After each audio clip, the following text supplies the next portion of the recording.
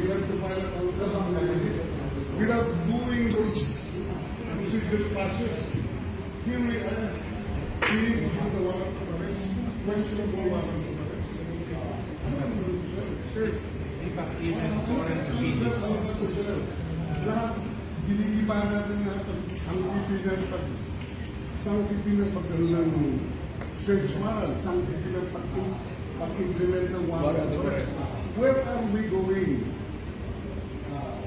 Pahit ba kayo yan, sir? Wala na nasa procedure ito. Under our...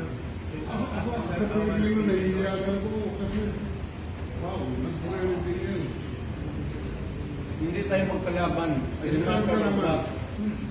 Yung ginawa ko na gustuhan ninyo, totoo lang. Yun lang. I brought order to this country. You know that. Nagustuhan ninyo yan. So I am not blaming you. Let us not argue. Do not we avoid hurt talks at magkasakitan lang. For after all, kasama tayo sa gobyerno noon. And maybe in the future, kasama tayo ulit. This is not the end of the story. Wala, ano naman yung unang ebidensya? Balik ka rin mo yung putang yun. Magkikita rin tayo ulit. So, well, retire na ako. I think that I've changed my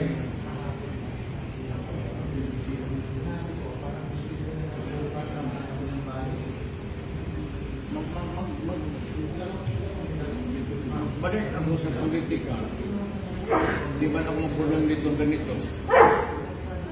Nanibig kong makulong ako, eh, wala namang bawal na tumakbo tao.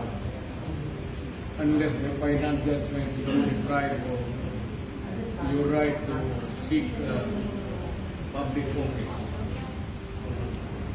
But far from it, actually, tagal itong proseso.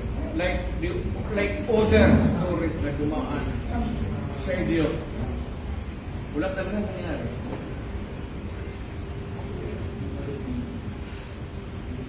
Mabutit na lang, hindi ko kayo tinatakot.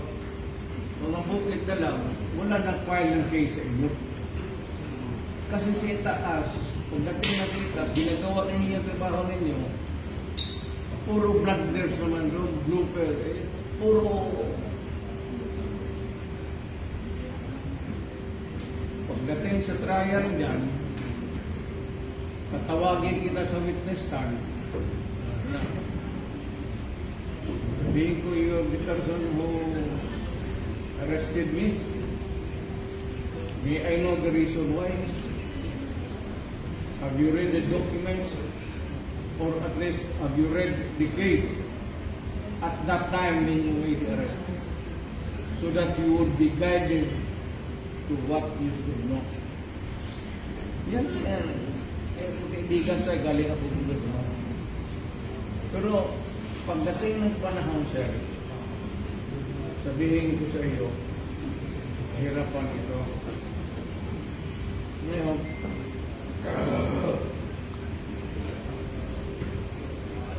ulit ebidensya yung mga buong hindi na-rely on dyan sa ICC na yan.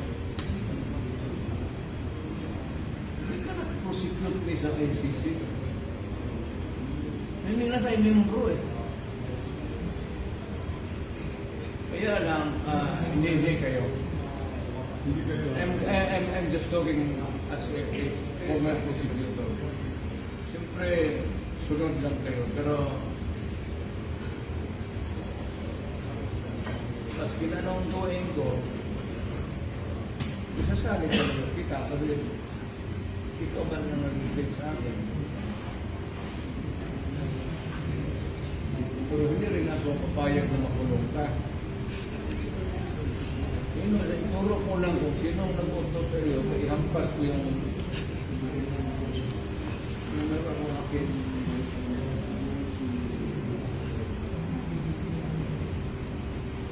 Tatakbo yata ako ng Vice President.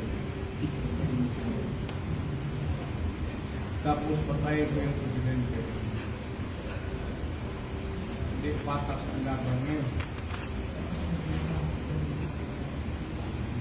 Or I will ask my daughter to run. And I will run as Vice President. Tapos sabihin ko sa kanya, you give way.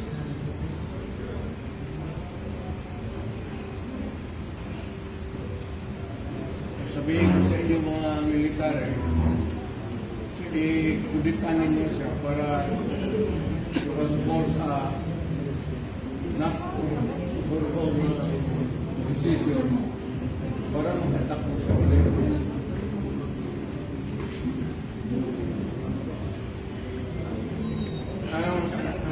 Alam niyo, sa totoo lang, na ano ako, nagdabi talaga ang politika. Nagdabi ang politika. Alam niyo yan.